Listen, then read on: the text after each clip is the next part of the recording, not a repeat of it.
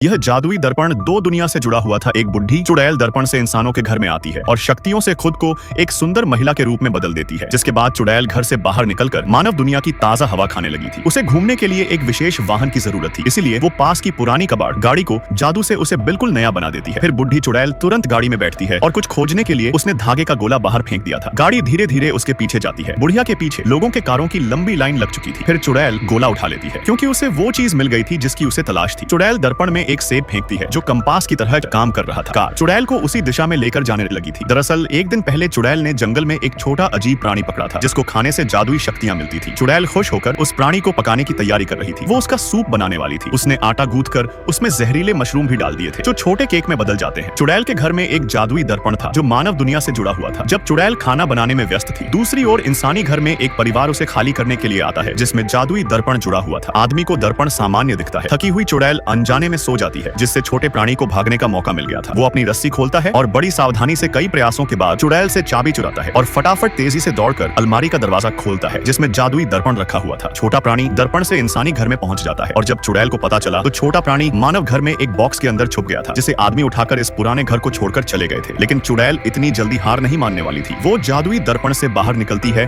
और छोटे प्राणी को वापस लाने की कसम खा लेती है क्योंकि चुड़ैल उसे खाकर अपनी शक्तियां बढ़ाना चाहती थी। आदमी के परिवार के साथ छोटा प्राणी नए घर में पहुंच गया था, लेकिन जब लड़की ने गलती से उसे देख लिया तो वो एक गुड़िया बनकर जमीन पर लेट जाता है। लड़की को याद नहीं था कि उसके पास पहले कभी ऐसी कोई गुड़िया थी, लेकिन उसकी प्यारी शक्ल देखकर वो उसे अपने बेडरूम में रख लेती है। पर छोटा प्राणी गुड़िया बनाकर नहीं रहना चाहता था। वो लड़की की दयालुता महसूस कर नाटक बंद करने का फैसला कर लेता है और उसके पल के झपकाते ही लड़की चौंक जाती है। छोटा प्राणी लड़की से कहता है कि डरो मत, मेरा कोई बुरा इरादा नहीं है। मैं दूसरी दुनिया से आया है जहाँ मैं एक दुष्ट चुड़ैल से दूर भाग रहा था। दोनों खुशी से बातें करने लग जाते हैं। लड़की को यह छोटा जीव पसंद आ चुका था। वो उसको नहलाती है, उसे खाना भी खिलाती है और जब दोनों खेल रहे थे तभी अचानक छोटे प्राणी ने लड़की के घर में एक जादुई पत्थर देखा। यह पत्थर उसके परिवार के विशेष पत्थर जैसा था। छोटा जीव सोच रहा था कि पत्थर लड़की के घर में कैसे आया होगा। पत्थर में जादुई शक्तियां छिपी हुई थी। छोटा प्राणी जैसे ही पत्थर को छूता है तभी आसपास का माहौल सफेद हो गया था। आसमान से कई सारे बर्गर आने लगे थे जिन्हें देखकर लड़की के मुंह में पानी आ जाता है। फिर लड़की जैसे ही एक बर्गर को चुनती है तभी पत्थर का जादू खत्म हो जाता है। लड़की बर्गर को बड़े चाव से खाने लगी थी। उसका स्वाद बहुत ज्यादा स्वादिष्ट था। जब दोनों खेल रहे थे तभी चुड़ैल लड़की के शहर में पहुंच जाती है। उसकी गाड़ी बिना ड्राइवर के जादू से चल रही थी। चुड़ैल के कार से उतरते ही गाड़ी भी कबाड़ हो जाती है। फिर चुड़ैल एक केला मुंह में डालकर फोन की दुकान में पहुंच गई थी जहां उसने प्राचीन कीमती सिक्के से दुकानदार का फोन खरीद लिया था। लेकिन चुड़ैल के जाते ही सिक्का भी गायब हो जाता है और वापस चुड़ैल के हाथ में आ गया था। फोन लेने के बाद वो तुरंत लोकेशन चालू करती है और छोटे प्राणी की दिशा में भागती है। दूसरी तरफ लड़की के घर में अचानक छोटे जीव के दादाजी आ जाते हैं। छोटा जीव सब कुछ दादाजी को बताता है कि एक चुड़ैल उसके पीछे पड़ी है।